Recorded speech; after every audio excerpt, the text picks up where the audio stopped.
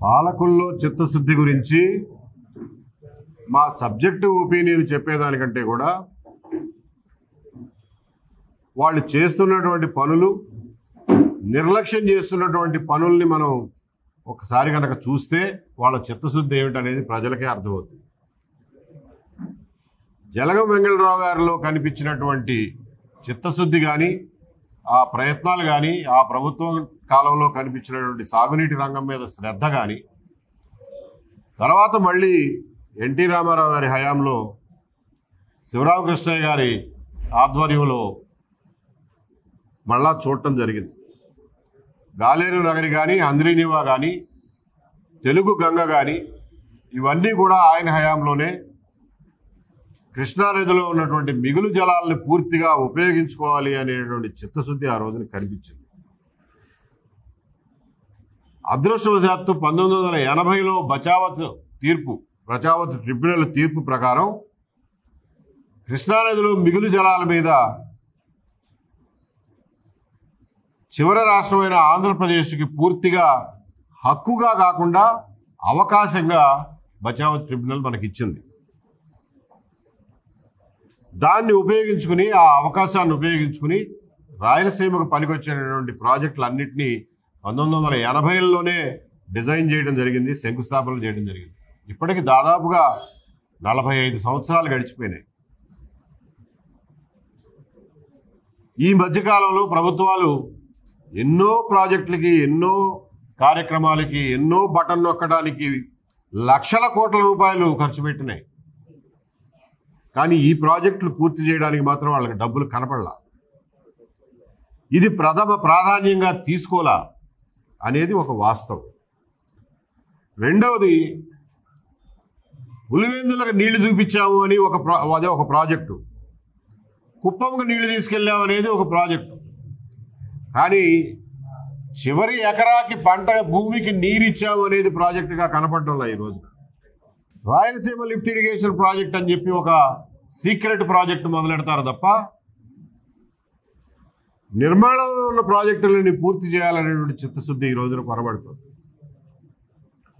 నిజంగా చిత్తశుద్ధి ఉంటే వెలుగొండ సొరంగాలు తవ్వడానికి 30 సంవత్సరాలు, ఈ రోజున ఉన్నటువంటి ఆధునిక యుగంలో 30 సంవత్సరాలు పడుతుందా అని చెప్పి ప్రశ్నిస్తుంది.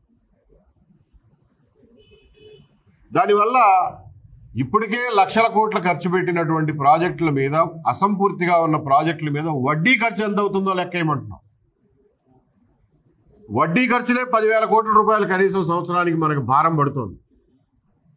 అదే 10-20 వేల కోట్లు సమాంతరంగా సైమల్టేనియస్గా పనులు చేపిస్తే ప్రాజెక్టులన్నీ పూర్తవుతాయి, రైతులకి లాభం జరుగుతుంది, వలసలు తగ్గిపోతాయి, రైతుల చేతుల్లో డబ్బులు కనిపిస్తాయి, జిఎస్డిపి పెరుగుతుంది, ఉద్యోగాల కల్పన జరుగుతుంది, ఉపాధి కల్పన జరుగుతుంది, పంట భూముల విలువ పెరుగుతుంది, సంపద సృష్టి జరుగుతుంది. దీన్ని ఈ రకంగా చూడమని చెప్పి ప్రభుత్వానికి విజ్ఞప్తి చేస్తున్నాం. అంతే తప్ప మీరు నీళ్లు ఎక్కడికి ప్రధాన కాలువ ద్వారా చేర్చారు అనే దానికంటే కూడా ఎన్ని పొలాలకి, ఎన్ని ఎకరాల పొలాలకి మీరు అదనంగా నీరు ఇచ్చారు ఈ సంవత్సరం అనేది ఏ సంవత్సరం ఆ సంవత్సరం చూసుకోవాలి. మీరు కర్నూలు జిల్లా మల్యాలలో ఎత్తి అంద్రీనివాలా పోస్తున్నారు. అది కుప్పం దాకా వెళ్ళడానికి కోసం అని చెప్పి మధ్యలో ఎక్కడ నీళ్లను తీయకుండా జాగ్రత్తగా పట్టుకుని చూపిస్తున్నారు. అయిపోయింది, సరే, కుప్పం పర్యటన విజయవంతమైంది, నీళ్ల పర్యటన. ఇప్పటికైనా అంద్రీనివాలో మొట్టమొదటి జిల్లా అయినటువంటి కర్నూలు జిల్లా పశ్చిమ ప్రాంతాల్లో దశాబ్దాలు కాదు శతాబ్దాలుగా కరువులో అల్లాడిపోతున్నటువంటి ఆదోని, ఆలూరు, గుంతకల్లు, ఎమ్మిగనూరు ఈ ప్రాంతాలకి అంద్రీనివా నుంచి కనెక్టివిటీ ఇచ్చి చెరువులు నింపుతారో, డైరెక్ట్గా పంట పొలాలకు నీళ్లు ఇస్తారో ఆ స్కీమును బట్టి మీరు ఆ పనులను పూర్తి చేయాల్సినటువంటి అవసరం ఉంది. లేకపోతే కర్నూలు జిల్లాని విస్మరించి, అనంతపురం జిల్లాను విస్మరించి ఎక్కడికో నీళ్లు తీసుకెళ్తామంటే రేపు పొద్దున గడ్లు కొడతారు, లేకపోతే అక్కడ మోటార్లు పెట్టి లాగుతూ ఉంటారు. మనకి తుంగభద్ర కెనాల్స్లో జరిగింది ఇదే. అది ఇక్కడ జరగకుండా ఉండాలంటే ప్రణాళికాబద్ధంగా అన్ని పనులు ఒక్కసారే చేయండి అని చెప్పి విజ్ఞప్తి చేస్తాం.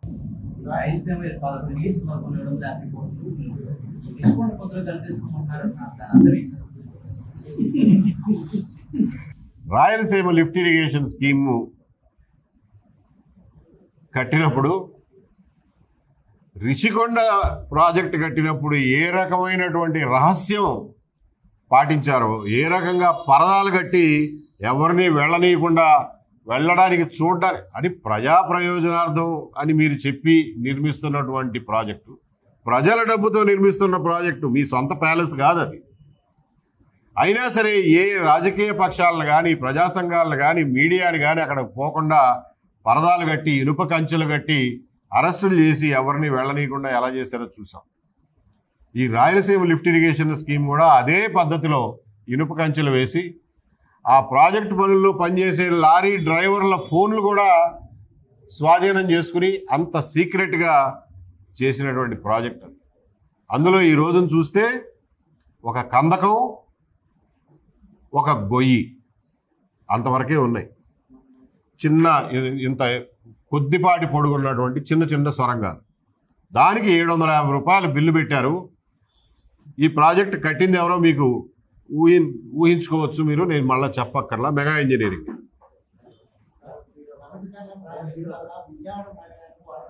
వస్తున్నా సార్. సో దానికి 750 కోట్ల బిల్లు పెట్టారు. రూరల్ ఎలక్ట్రిఫికేషన్ కార్పొరేషన్ REC దగ్గర నుంచి ఆ డబ్బు అప్పుగా తీసుకొచ్చి ప్రభుత్వ ఖజానాలో కూడా వేయకుండా డైరెక్ట్గా కాంట్రాక్టర్కి చెల్లించేశారు. అంటే ఎంత సీక్రెట్గా చేశారో మీకు అర్థమవుతుంది. అందుకనే రిషికొండ ఎలాగైతే ఈ రోజున పనికిమాలిన బిల్డింగ్లు అని చెప్పి ఈ ప్రభుత్వం ఒక అంచనాకు వచ్చిందో, అలాగే దీనికి ఖర్చు పెట్టిన 750 కోట్లు కూడా అంతే వృధా. NGT ఏమో స్టే ఇచ్చింది, అసలు దానివల్ల ఉపయోగమే లేదు. అవినీతి అని నేను చెప్పడానికి నా వేస్ట్ అయితే జరిగింది. ఇవాళ రిషికొండలో అవినీతి కంటే కూడా వేస్టేజ్ ఎక్కువ. 500 కోట్లు పెట్టి కట్టారు, దాన్ని ఏం చేయాలో అర్థం కావట్లేదు అంటున్నారు. ఓకే, నేను సజెస్ట్ చేస్తున్నది, వినయపూర్వకంగా సజెస్ట్ చేస్తున్నది ఏమిటంటే, ఏమీ కట్టలేకపోతే కనీసం ఆ విశాఖపట్నం KGHలో లేకపోతే మెంటల్ హాస్పిటల్లో అక్కడికి తరలించండి. దేనికో దానికి పనికి వస్తుందిగా. మెంటల్ హాస్పిటల్ తరలించండి. కనీసం ఒక మంచి వాతావరణంలో హాస్పిటల్ నడుస్తుంది. లేదంటారా, పోనీ ఈ సాఫ్ట్వేర్ వాళ్ళకి ప్రాజెక్టులు ఇస్తున్నారు, కొన్ని అద్దె భవనాల్లో ఉంటున్నారు వాళ్ళని వచ్చి 4 రేకులు కట్టుకుని, పార్టిషన్లు కట్టుకుని అక్కడ స్టార్ట్ చేయమనండి. దేనికో దానికి ఉపయోగించండి. లేకపోతే 500 కోట్లు వృధా, దానికి కరెంటు ఖర్చు దండగా. ఏది అలాగే sorry okay. That is about Rishikonda. పద్దులో కలపమన్నది ఎందుకంటే ఇది కూడా అంతే వేస్ట్.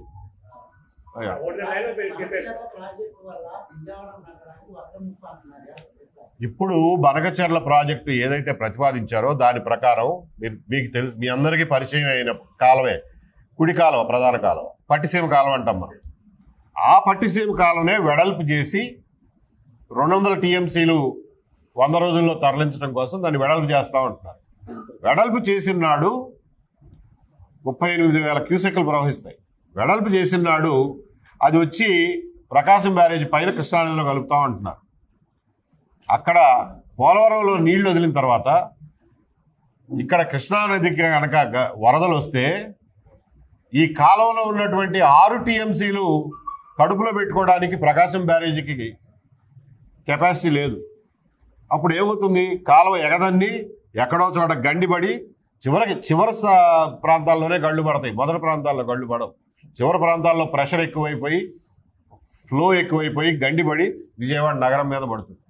అందువల్లనే మేము ఉన్న కాలువను వెడల్పు చేయటం కాదు స్వామి, ఎలాగూ వెస్ట్ గోదావరి కృష్ణా జిల్లాల అప్లాంట్స్కి మీరు నీళ్లు ఇవ్వాలి. చింతలపూడి ప్రాజెక్ట్ ఉంది, పై కంటూరు నుంచి తీసుకురండి, కృష్ణానదిలో డైరెక్ట్గా పడేయకుండా యాక్విడక్ట్ ద్వారా కృష్ణానదిని దాటించండి అని అంటున్నాం. అందువల్ల ఇప్పుడు ప్రతిపాదించిన పోలవరం బనకచెర్ల ప్రాజెక్టు వల్ల ఖచ్చితంగా విజయవాడకు వరద ముప్పు పొంచి ఉంది.